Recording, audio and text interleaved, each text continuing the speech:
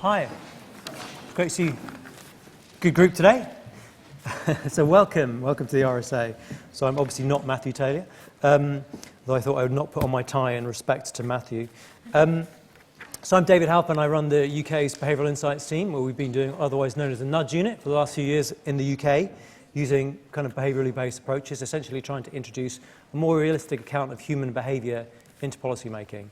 And as some of you may know, it's actually worked quite well in a whole range of domestic policy areas. And it's gone from being a kind of fringy, slightly nutty idea from about 5 years ago into something which is really quite core now and increasingly used in many countries across the world. So, just before we get going, I should remind you, if you haven't switched your phone to silent, it might be a good idea, although I think tweeting is encouraged in the RSA. And a reminder to those who are watching online that the hashtag is #RSA Gauri, if I get your name right. I always worry about the pronunciation. You can get involved in Twitter. Anyway, it has been a really fascinating area. A lot of things that come to government, a new fashionable idea, it kind of comes and goes. Whereas this one, it feels like it's got very deep roots.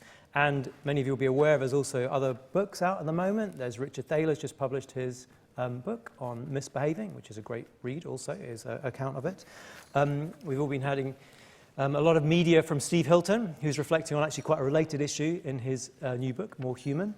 But in many ways, while the rest of us are often worrying about a little bit of the world in terms of UK, what's been fascinating and really welcoming is that the World Bank has become very interested in this issue.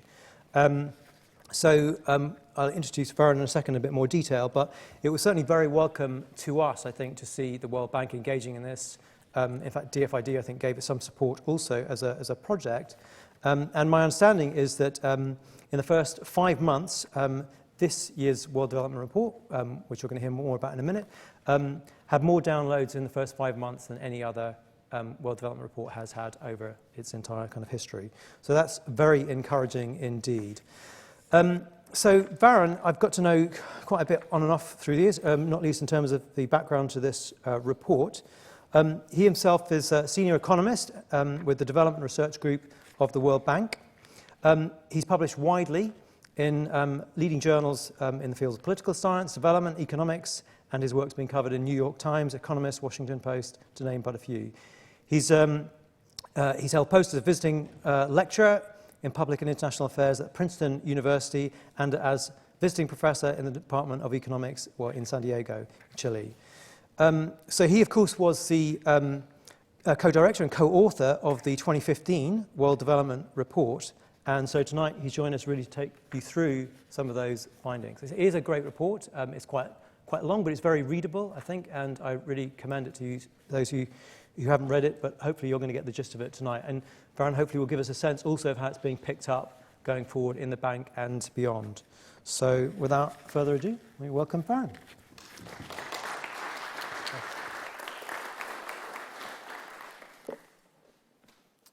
Thank you so much. Thanks to RSA for putting together this lovely event in this lovely room. It's very much a pleasure and an honor to be here. And thank you, David, for the introductions and for your support of this work over the past many months. David was kind enough to come to the launch event of the World Development Report many months ago and played, I think, really a very important role in urging us to move forward with the operational agenda after finishing the report. So let me tell you a little bit about the report and our main messages. We can sum it up in one single sentence, which is that development policy, development assistance, and public policy more generally are ready for a redesign based on a more realistic understanding of how human beings think, behave, decide. In the standard approach, what governments typically do is set up institutions, create rules of the game, provide resources, affect prices through taxes and subsidies, and then step back and let people navigate their own course through life. In many respects, that's quite appropriate, and it's very powerful. But it's also, in some ways, incomplete. And to understand a little bit about why it's incomplete, I want to start with a metaphor, which is flying an airplane. It's not something I have ever done. It's a challenging, vertiginous kind of task, especially so if you are in a cockpit that looks like this. This is taken from a plane designed in the 1960s. For technological reasons, each piece of information was mapped to a single dial: altitude, wind speed, air pressure, temperature. It was up to the pilot to visually scan all this information, to remember what it said a few minutes ago, and then integrate it when it came time to make a decision, like choosing an angle of approach for a runway. This was linked to pilot error, and so as a result, experts in the area of human factors design were called in. Modern cockpits now look like this. They allow pilots to set certain information to be displayed as a default and hide other bits of information. They're less cognitively demanding. They're easier to fly, and pilot error has gone down. It's also true that social relations in the cockpit matter. Studies have shown that typically captains issue twice as many orders as first officers, even though first officers are sitting in the cockpit, and that first officers tend to issue their orders as suggestions. Sir, you might want to lower your wheels now. You can understand why the free flow of information is very important for these kinds of decisions. In 2013, the American Heart Association came out with a study that found that social hierarchy in the operating room is also linked to surgical error on the part of cardiac surgeons. Being on the same page in the operating room is also important. It's important for people in that room to have the same mental model. That's also linked to lower rates of surgical error. So if we can redesign the cockpit for pilots so that they can navigate better, we should be able to do the same for individuals as they navigate their course through their lives. Too much information can be overwhelming. Redesigning the information environment, the social environment, can help people make better decisions about their education, about their savings, about their health care, and about a variety of other domains of life as well. In traditional development policy, the assumption was that people make decisions deliberatively on the basis of consistent and self-interested preferences and explicit information. In the report, we argue that we need to rethink how people decide and behave. People think automatically. They usually draw on what comes to mind effortlessly. They think socially. We're deeply social beings, and social norms guide much of our behavior. And finally, we think with mental models. Information coming in is filtered through our conception of the world and of ourselves. It's important to keep in mind. I want to take you through each of these in turn. In thinking automatically, we often look through a window frame, and we make an assumption that what we see through the frame is in fact the whole world, when it just may not be. To illustrate this, let's play a little bit of a game. This is a game that cognitive psychologists like to call add 3. So you may want to join and speak aloud. Add 3 to each of these digits. If it's a 4, it becomes a 7. If it's an 8, make it a 1. Don't carry the 1, but just an 8 will turn into 1. So for this, the answer is what? Very good. How about this one? Not bad. How about this one? Okay. And this one? Good. So if you are like the average person in Daniel Kahneman's classic experiment, your heartbeat has just increased 7 beats per minute. Your pupils have dilated 50%. Your blood pressure has gone up. Thinking hard actually takes biological energy. That's why most of us avoid thinking hard whenever we have the opportunity. We have evolved the capacity to think automatically on autopilot very quickly and in many domains very effectively. We can decide, for instance, whether someone is angry at you, if I'm running long, Myri or David might look at me funny, I'll pick that up very fast. If you want to compare the size of two objects, which is bigger, you can do that. But try comparing two proportions. It's a much more demanding task. What often happens is that we think automatically when what's called for is more analytic thinking. Sometimes that automatic thinking, and very often it helps us, but sometimes it can get in the way. Let me give you some examples. Think about this problem. Now compare it to this problem. It's obviously the answer is the same. But in a classic experiment, The people who are given the first problem gave systematically lower answers than people who are given the second problem. Here were the results. You can see that everybody was pretty far off. But what people were doing was that they were anchoring on that first number. They thought 1 and they tended to move lower. Other people saw the 8 and they tended to move higher. That's automatic thinking.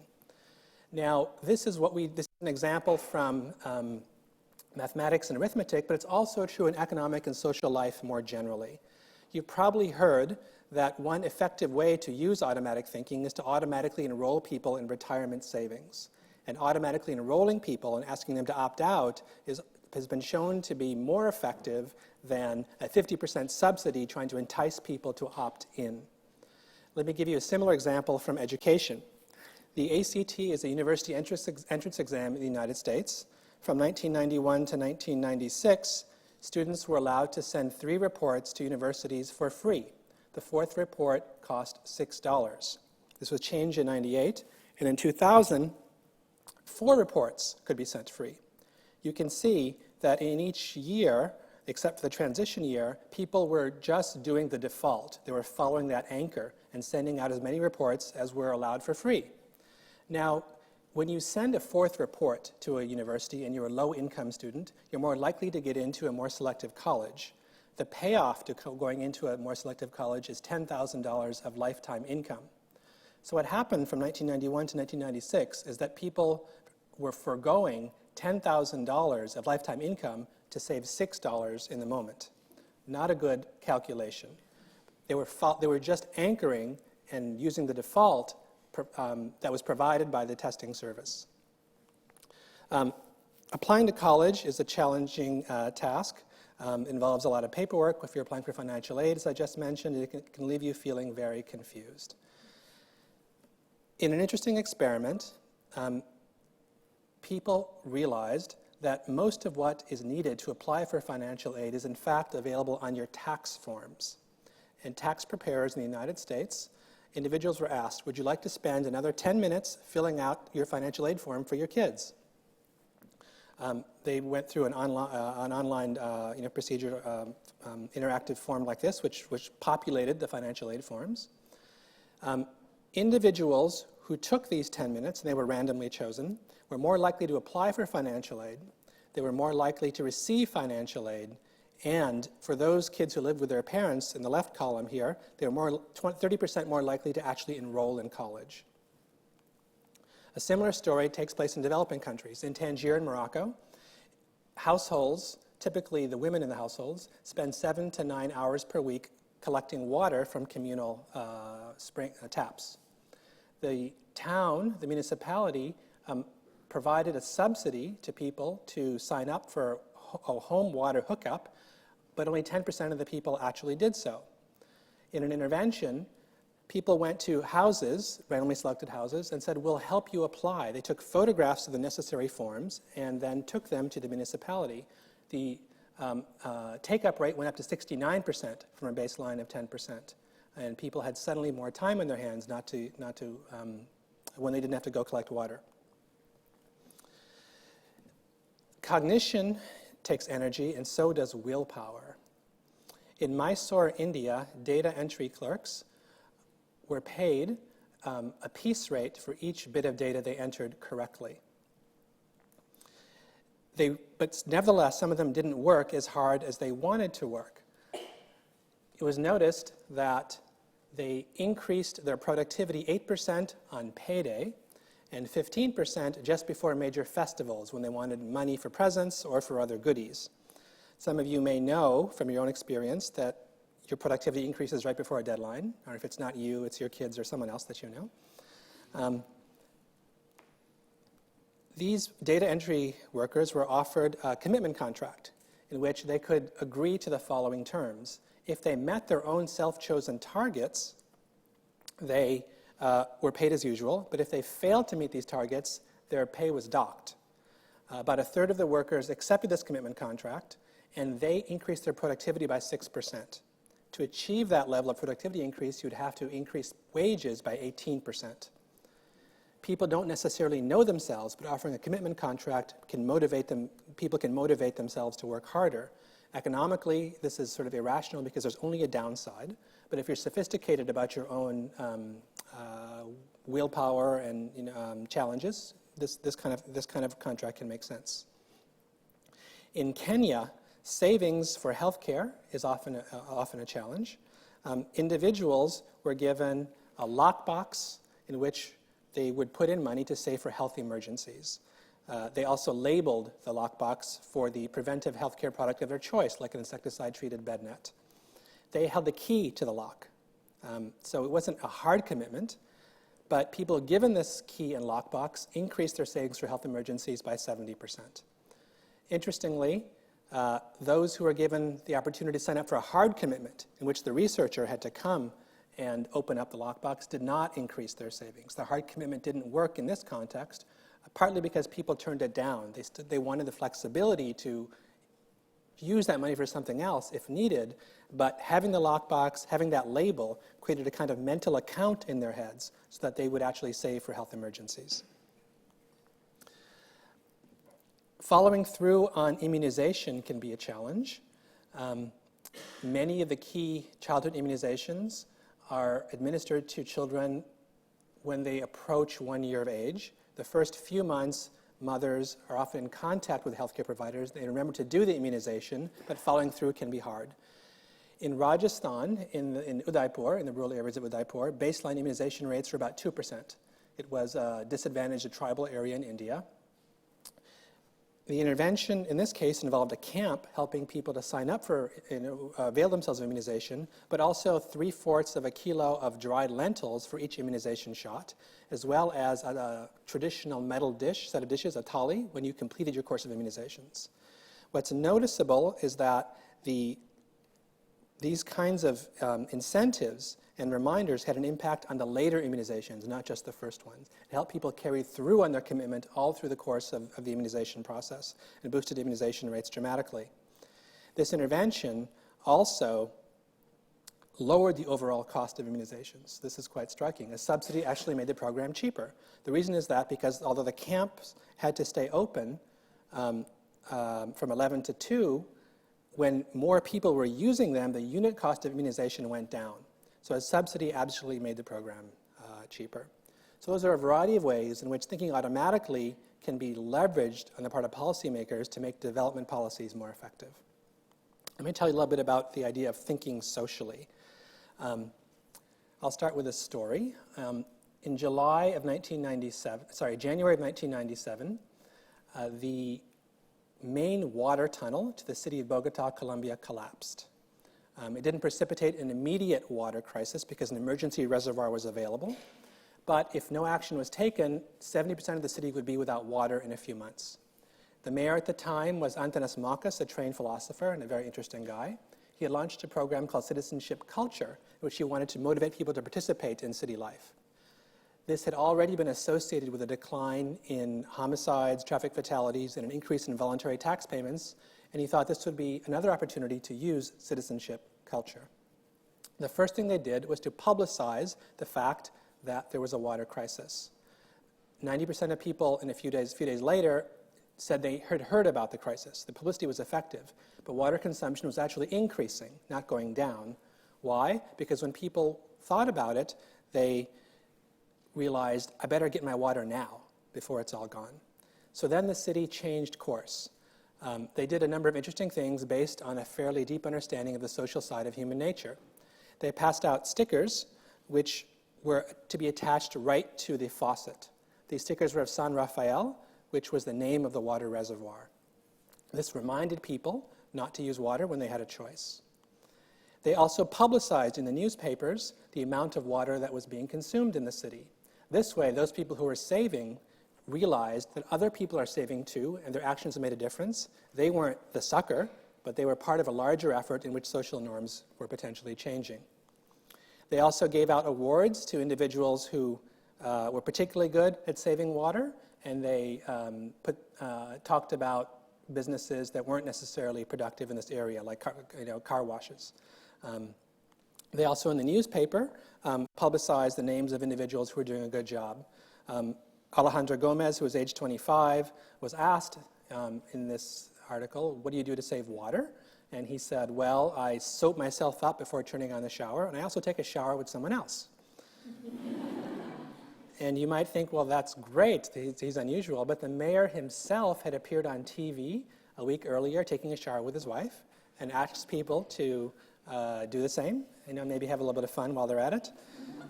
And Alejandro was very pleased to comply with his mayor's request. The combined efforts resulted in a reduction in water consumption that stayed low for many years. At a peak, it was 14% pre-crisis levels. Another tunnel, which was going to be built to supply water to Bogota, didn't have to be built.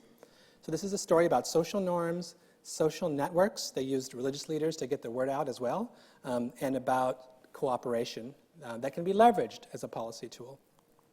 Typically, economists think that everyone is a free rider, but in fact, when you play what are called public goods games in the lab across countries, most people are not free riders. In this particular study, the number of free riders was 5 to 40%. Most people actually want to cooperate, but they want to be sure that others are, in fact, as well.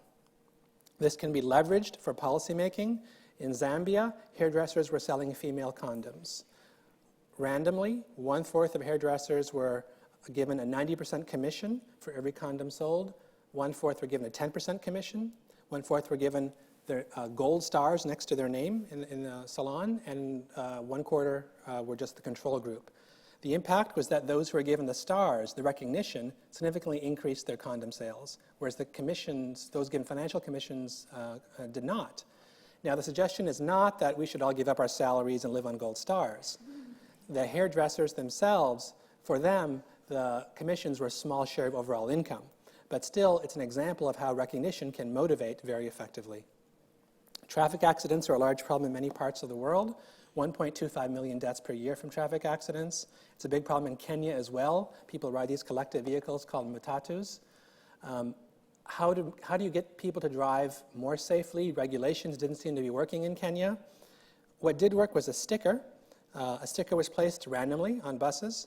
The sticker said, "Don't just sit there as he drives dangerously, stand up, speak up now." The sticker was activating a social norm to get people to protest when the driver was not driving safely. The impact was a 10%, a decline from 10% to 5% in insurance claims regarding injury or death in vehicles that had these buses. Latrine use is a challenge in developing countries. Outdoor defecation is a major problem. There's a major campaign in India and elsewhere to reduce outdoor defecation, which is linked to malnourishment and undernourishment among children. But how do you get people to use latrines? You can build them, but sometimes then they're used for grain storage or to place animals. Why use them? They can be unsafe, they can be dangerous, they can be smelly. If no one else is using them, what's the health benefit to you if everyone else keeps engaging in the same behavior? What can sometimes work is collective behavior change, in which villages as a whole jointly agree to change their behavior, and leveraging social emotions to try and change behavior.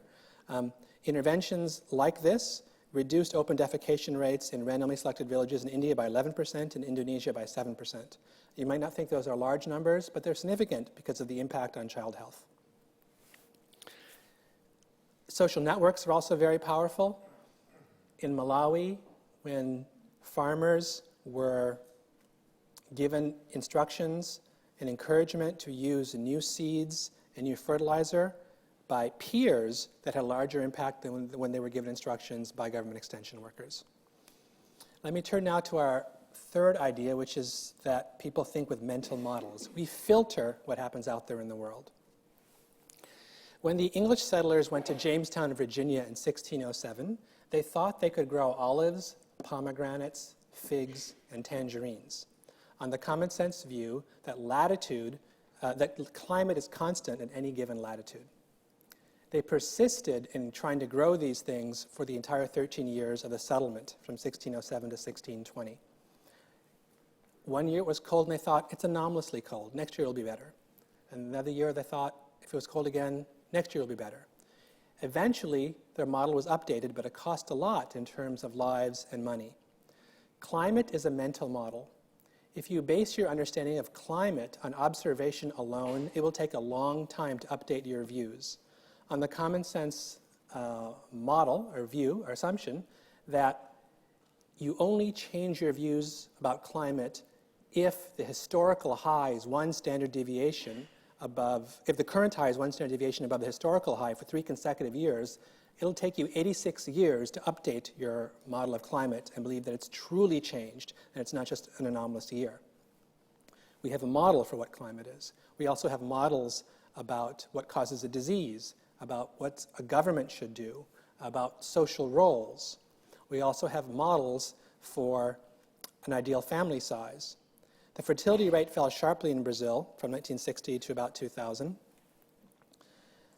Why? It's a little unclear because the government was generally pro-natalist at this time. It wanted people to have kids to populate the interior of the country, the Amazon. One thing that may have played a role was soap operas. People watched soap operas and saw, and their model of the ideal family size may have changed.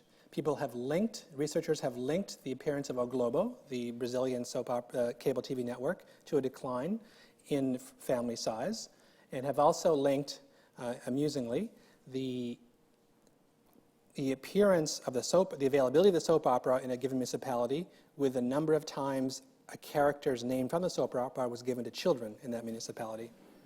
So people were paying attention. Another mental model is the idea that something is free. When something is free, it means something to us. In a series of studies in sub-Saharan Africa, the Poverty Action Lab found that users are willing to use something, to adopt, to accept and use a preventive health product like an insecticide-treated bed net or deworming if it's free, but not if it costs a few cents. If something is free, people think differently about it. It's somehow emotionally charged for a variety of reasons. The policy implication is that if something is worth subsidizing, it may be worth subsidizing all the way to zero. Let me say a couple of words about poverty. The World Bank, we have a lot of data on poverty. We all think about poverty a lot. But poverty is not just a shortage of resources, but it's a decision-making context. To illustrate, let's talk about sugarcane farmers in India. Sugarcane farmers in India have a lot of resources after the harvest, but not very many resources before the harvest. Before the harvest, they're much more likely to have pawned their belongings and much more likely to have taken out loans. What does all this preoccupation with money do? It saps cognitive power. They may have a harder time answering questions like that add 3 that we did together during these times. Researchers tested the same farmer, and there was a change in 10 IQ points between the time when they had a lot of cash and the time that they didn't, because of the preoccupations that they experienced. 10 IQ points is almost the equivalent of losing a night's sleep if you were to take an IQ test. What this means is that we should support decisions when they have to be made in times when bandwidth is scarce, or move those decisions out of times when bandwidth is scarce. In Bogota, Colombia, there was an interesting innovation in which cash transfers were saved and then given to people right before they made an enrollment decision for the next year. And giving people cash right when the big decision was to be made helped them re-enroll. They could have saved that money themselves, but they weren't doing so. That's a way of supporting key decisions. And the financial aid accounts I showed you are also related to that. Now, I've been talking about other people's biases, but what about our biases? What about our shortcomings? Mine, yours, everyone in this room. We wanted to find out if World Bank staff have biases. So we, well, first let me say we typically think of experts as individuals who see everything, like the wardens in Jeremy Bentham's Panopticon prison, where they look at every single prisoner around there. We asked World Bank staff to tell us whether skin cream A or skin cream B was more effective at reducing rash. Then with the same data, we asked them to tell us whether the minimum wage reduces or lowers poverty rates. We gave them the same table in both contexts, exact same data, to see whether in an ideological context they were better or worse. It turns out that World Bank staff were more likely to get the right answer in the minimum wage context than in the skin cream context, even though the data were identical. And you might say that's surprising, given that World Bank staff are trained in this area. Well, it didn't happen despite the fact that World Bank staff were trained in this area. It happened because bank staff were trained in this area. I don't mean to pick on World Bank staff per se. We replicated the same experiment with DFID. And it's a problem generally with biases. If you think you know the answer, you don't follow through and do the math. So we need to think about de-biasing ourselves, and there are a variety of ways to do that that are really quite interesting. Sunk cost bias is another challenge. We asked World Bank staff whether they would commit remaining funds to a dying project and vary the amount of disbursements that had taken place from 30, 50, 70, and 90. It turns out that the more disbursements that had taken place before, the more likely World Bank staff were to continually to close the project, which makes no sense because it's dying no matter what.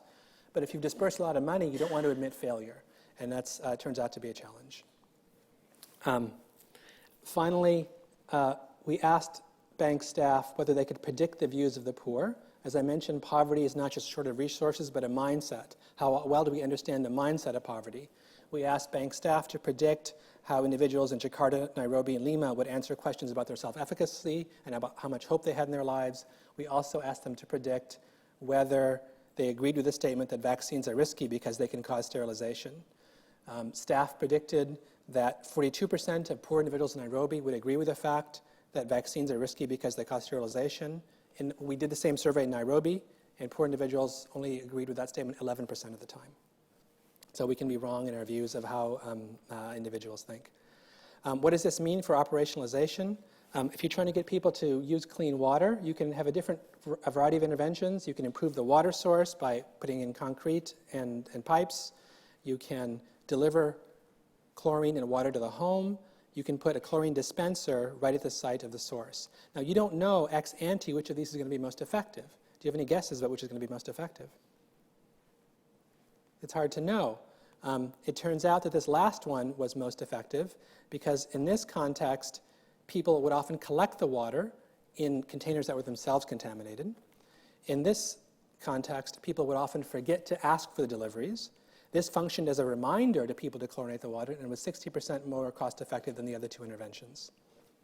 What this means is that you don't necessarily know what's going to happen ex ante, and you need to continually refine your efforts. We have to be relentlessly empirical. We don't have a grand theory here. Economists will tell you that when prices go up, people demand less of something and supply more. We don't know what happens with a 10% increase in salience and making something more salient. What does a 10% increase in salience even mean? We don't know. We have to be relentlessly empirical in figuring out how decisions actually take place. So let me wrap up by returning to this cockpit story. In this context, people realize the stakes are high. Airbus, Boeing, they realized that when the design environment isn't right for pilots, crashes can occur, and that's a high-stakes situation. So they redesigned the cockpit. Now, people coming to this talk probably know that development is also a high-stakes situation. Global poverty is a very high-stakes situation. There are over 13 million of preventable deaths that take place every year, more than half of those among kids under the age of 5. So it's incumbent upon all of us, those who work in government, in civil society, for donor organizations, to help redesign the choice environment to help people make decisions in their own best interests. Thank you.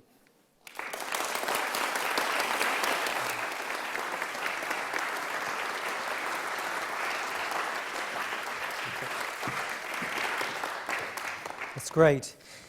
Stephen and I have looked at it a lot. There's also some new examples in there, which is always nice to see. So what I'm going to do is I'm going to just start with a couple of questions while you're formulating what you want to ask, Varun, just to kind of get us going. And then we're going to stop pretty sharp just at or just before 7, so you know today. One of the things that you actually using the example of the cockpit, one of the criticisms made of this area sometimes, you touched on almost at the end, is that it's actually so many different effects and so on and so on. It's quite hard to kind of get a grip on.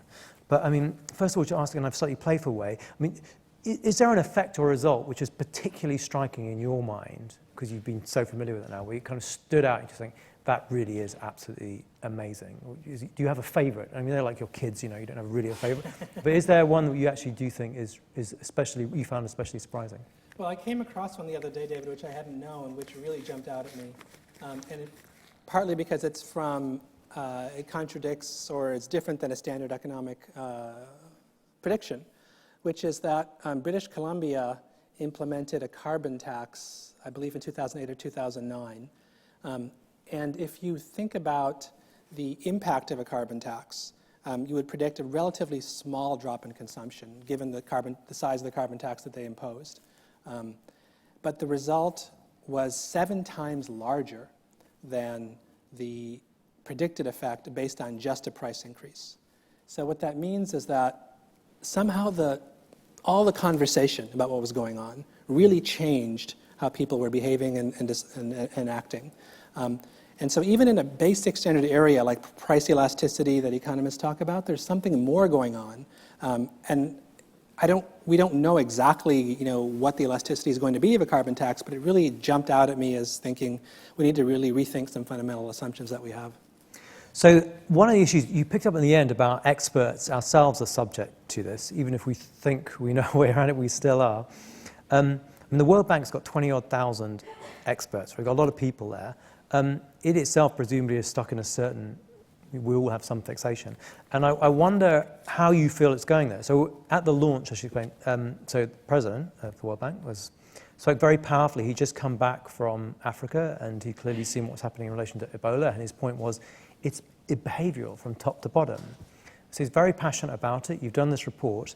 But to what extent do you think it is really spreading in the bank? And in what areas is it spreading fast and what areas is it stuck? What's the kind of fixation that's occurring almost institutionally? Yeah.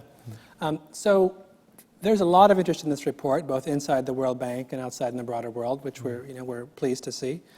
We will be setting up a little nudge team, something you know a fair amount about, David, within the institution to begin adding some focus to some of this work. But beyond this little team, there's a lot of interest already ongoing within the institution. There are interesting interventions that try and lift the aspirations of individuals, say in Peru. There's work that tries to use social norms in letters to increase tax repayments in Guatemala and elsewhere in Central America. There's also a couple very compelling initiatives that look like they're going to go forward in the coming months. One involves sanitation and water. Yeah. I mentioned that there's this latrine use example, but that's a big item in the agenda of many countries, particularly in South Asia. And how do you get the messaging right? Who's going to be providing the information? How do you test whether the messaging works effectively? That's an area where there's a lot of interest. Road safety is another topic in which there have been a number of conversations about how to change behavior. And it's a great example because it's a good illustration of how this kind of work is applied, because you need to think, well, what's road safety? It's a fairly abstract idea. You need to sort of isolate the key actors, the truckers, the pedestrians, the highway patrol officers, and think about, okay, who are these individuals that are involved in road safety? What choices and decisions are they making, and what can we do to move them in certain directions? So those are a few of the, I think, many areas which will be working. So let me ask you one more before you kind of open up. So one of the arguments we get a bit of in the UK, we certainly did in 2010, and I know that Richard and Cass had a lot of in Washington, is that people feel almost uneasy about the approach, often in an Anglo-Saxon context. Like the idea of there are nudges, people like me who are in Downing Street, wherever, are doing this to citizens. But it's interesting, I don't think you've had that pushback. And when you go through the examples in a development context, it doesn't really strike. But I wonder, you're obviously working in a lot of different countries. Now, these examples from many countries. To what extent are you seeing, is there any issues with the politics? Or actually people just look at each other, of course we should do this, and where are we at? Well, it's still early days, so we may get some more pushback going forward. But one thing I would say is that in a certain sense, development is already a project in which we're trying to help people make interest for themselves. We've decided we want people to be more educated, we want people to be healthier, we want people not to be poor. So if you come at it from this focus and what Amartya Sen would say, core capabilities or even human rights, then I think the pushback is not quite as strong because the needs are really quite powerful in this area. That's great. So now you've had a bit of time, thank you very much, to formulate your questions. I think we've got a microphone which we do need to use. So very good. Why don't we just start, we start at the back and then we'll work around. Thank you. Just close to the mic. Thank you very much for the talk. That was excellent. Brian Kilkelly, World Cities Network. I was prompted by your calculation that it's going to take a long time for people to realise we're in climate change. I think 80 odd years, I think you're saying, which is quite frightening. So I guess in terms of that is a huge issue. How do we get people to respond and start to act on climate change?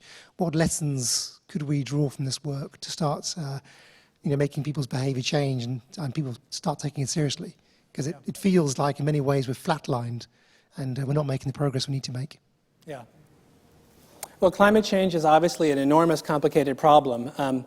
A few thoughts. One is that there are a number of ways that behavioral economics and social norms can inspire energy-saving behavior.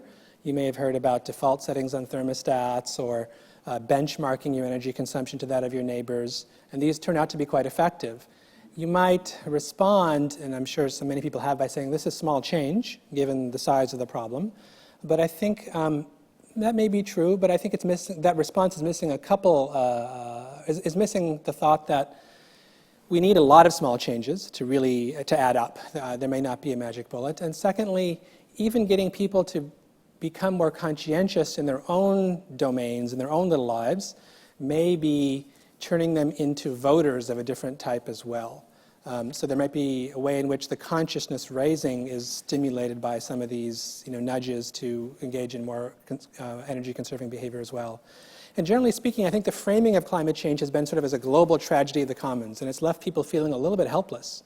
And so we may need to sort of think more concertedly about local solutions and telling people really concretely what to do, what they can do to address the problem, because otherwise they feel like they're a small drop in the bucket. You had a question at the front and also one here. Do you want to take one of the mics here and then here in a second, and we'll keep it flying? Thank you. Toby Chambers from Goldsmiths. How important is sort of social entrepreneurs actually in the process? Because it has traditionally been more kind of a top-down approach, and coming from more a kind of a social entrepreneurship background myself, I see that as the rising stars of solving the problems and actually going to more kind of user-centered design. Yeah. So there's a lot of interest, obviously, in the design community behind this. There are a lot of organizations working in that area that I think we need to work collaboratively with. A number of initiatives on the parts of civil society organizations in developing countries as well. There's the organization BRAC in Bangladesh has a terrific little bowl which they provide to mothers when their children turn 6 months and a day after the period of exclusive breastfeeding is over.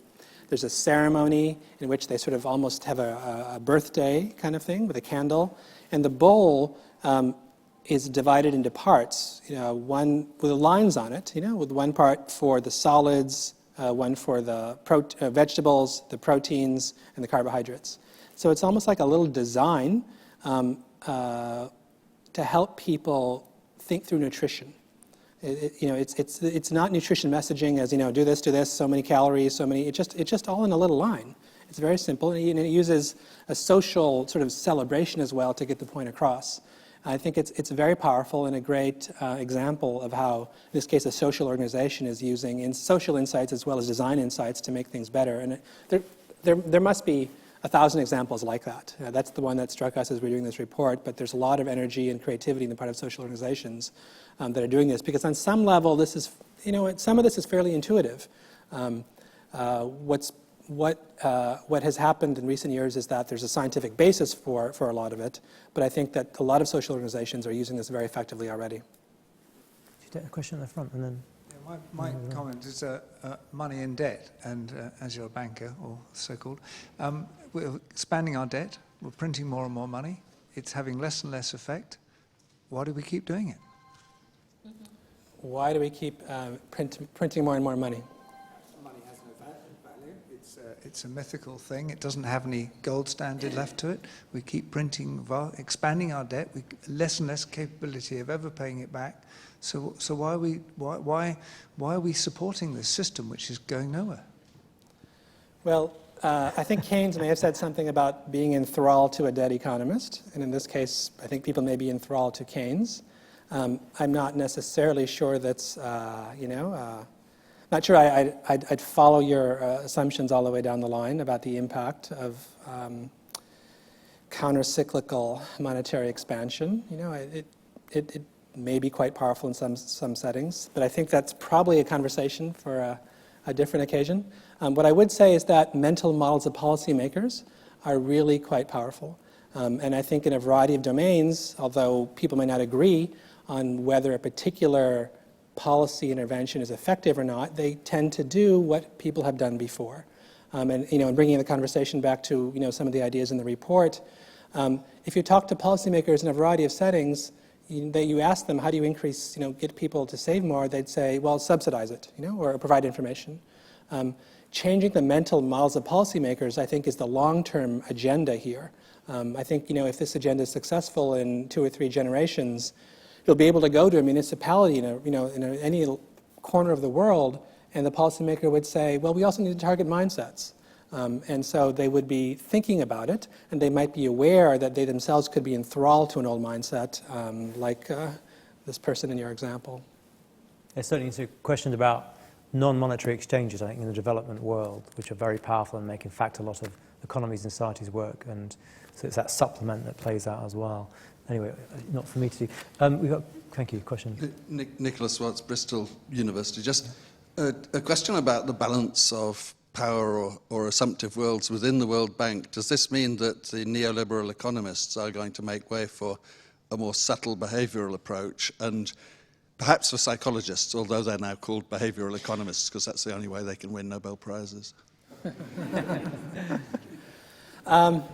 Yeah, so I don't know about neoliberal, but maybe neoclassical.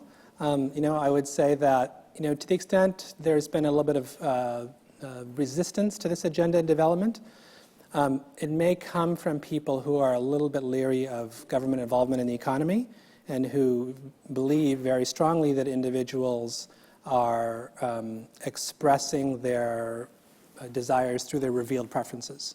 And if they, in fact, are not working hard, it's because they don't want to be. If they're not signing up for financial assistance, it's because they really prefer not to. Understandably, that's it's a powerful view. And I think, getting back to one of David's questions, we try and focus on some of these core basic capabilities, health, education. We don't necessarily think this is a general reason to intervene in the economy at large, because there are all kinds of instances and exchanges in which people aren't doing what they want to be doing. We think we ought to target it on these core development questions. But that view is still out there. But I think that, generally speaking, the evidence is pretty strong. Richard Thaler was asked during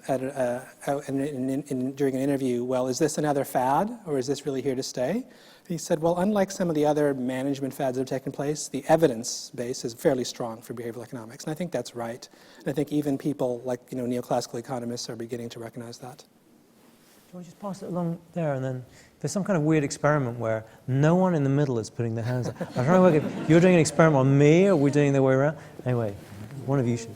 It's Anne James, RSA fellow, and really I hear what you say and I understand the psychology of it, but the assumption is that somehow this is for a good purpose, and I would query that in terms of manipulation.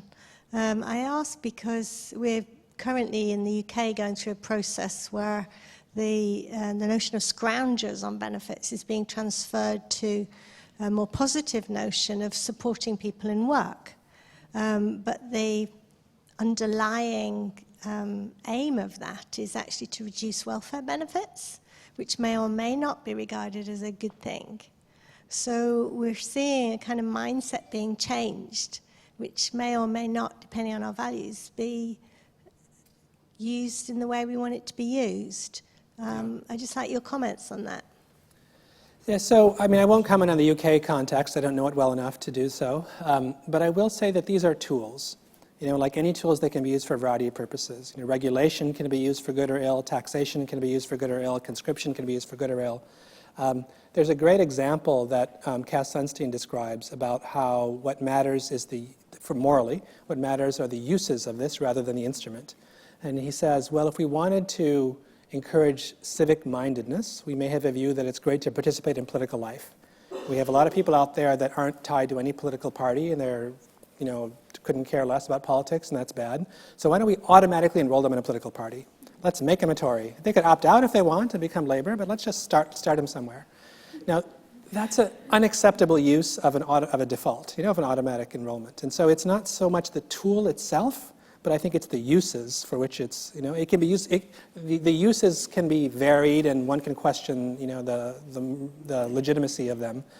So I won't comment on the UK context, except just to say I don't know enough to say what the intended use of that policy, is. But generally speaking, these are tools that can be used in a variety of ways. There's questions for him today. We've got one in the middle. Let's get that. That's a very exciting development. And then we'll drop over there and then back, see how we're doing. Varun, Brendan Martin, Public World. Varun, thank you for the talk.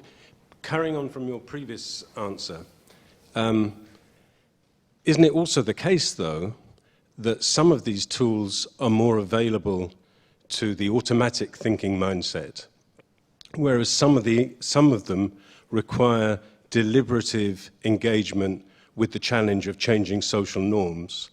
And are you finding in the bank that the nudge piece of this, rather than the anthropological piece of it, if you follow me, is finding a better reception?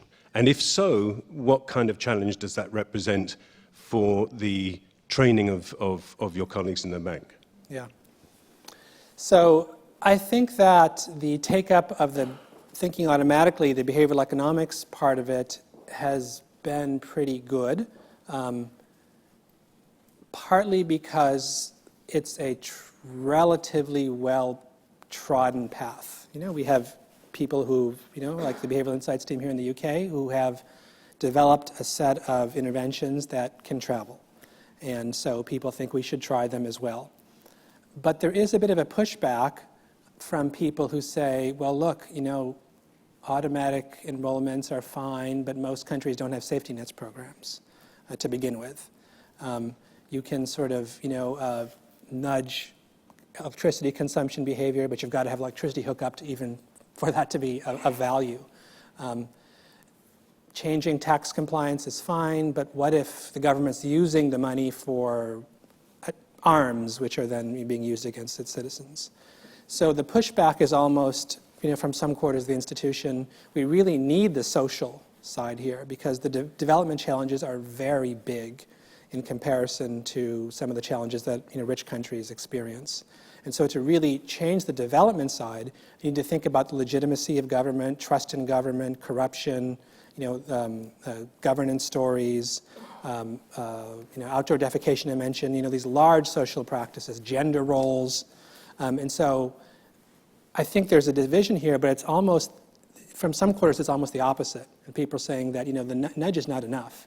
For development, really do need the social side. And, as we discussed, there isn't as much pushback on that in the development world because it already is a project in which we're trying to change preferences. So last kind of couple of questions, really. Should we take one? This gentleman here has had his hand up for a little while, and then one back over. Oh, sorry, and then, is that all right? Yeah, and we'll come back to Tom Waynes from the Centre for Applied Intelligence. Bank projects, development projects in general, have a lot of process involved in them. There's log frames and theories of change and all that. At what point does behavioural science fit in? At what point do you decide you're going to use some behavioural science? Yeah. So one of the tasks we hope to do, one of the activities we hope to engage in as we move forward, is to have for project teams social and behavioral insights workshops at the design stage. The thought is that almost any project can potentially benefit from social and behavioral insights, and let's regularly, as much as we can, given capacity constraints, have conversations at the design stage to say, well, what can we do? And you can see that it's almost universally relevant because communication can be easy or complex. And why not make it easy? It's simple. In developing countries, you often have this odd mismatch between colonial legacies which leave public discourse in a kind of legalese and relatively low levels of literacy. And so people don't understand what government's saying often a lot of the time. And so any project involves communication. So there's the potential for insights anywhere. And then finally, during the implementation stage, as I mentioned, we want to sort of go to this sort of spiral process where we can sort of look into what's working and what's not, and then hopefully bring that feedback in to adapt projects as they go forward. Sorry, you had the microphone. Thank you. Oh. Hello? Yep, It is working. Thank you very much, Varun. Yason Gabriel from Oxford University. So one of the things that you highlighted in your talk was the limitations of mental models that people use. But of course, this whole behaviorist turn can be understood as a mental model that we're now kind of allying ourselves with. So I was wondering what limitations you thought this model might bring with it, what blind spots it engenders. And particularly whether you think that this emphasis on kind of free behavioral change might actually become an excuse for not investing in international development. Yeah. So there are some dangers for sure. You know, one of the concerns is that if you focus on cognitive limitations, and it's true that being free from worry lifts your cognitive abilities, that we may sort of develop certain stereotypes of the people we're trying to help. And we may think, well, there's a history of blaming people for their problems. And I think that's something we need to be very careful and very mindful of, and it's a potential danger, when one adopts this mental model. And there's also you also mentioned, yes, in the challenge of making sure that this isn't replacing other kinds of interventions. We still need taxation, we still need regulation. And getting back to the climate change question, it's hard to visualize a major solution that doesn't involve a price on carbon. I don't think we can somehow spontaneously start behaving differently without that kind of support.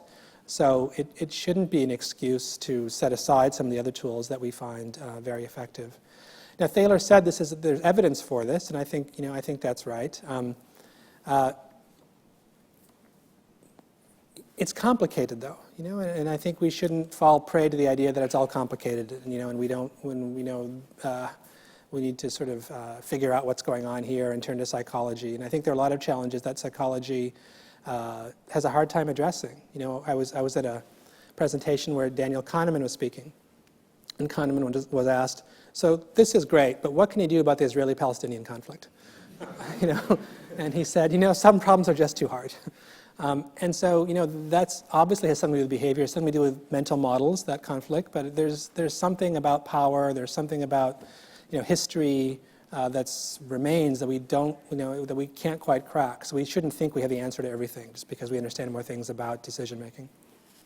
I know a few other people got their hands up. I actually think, because I'm sworn to get you out by 7, so we should probably, there are drinks available afterwards. I think actually the event is, and the drinks I take it have been also themselves supported by the World Bank Group, which is very kind. So you might want to catch Varun after. You're going to be afterwards for a few minutes. Just a concluding comments from me.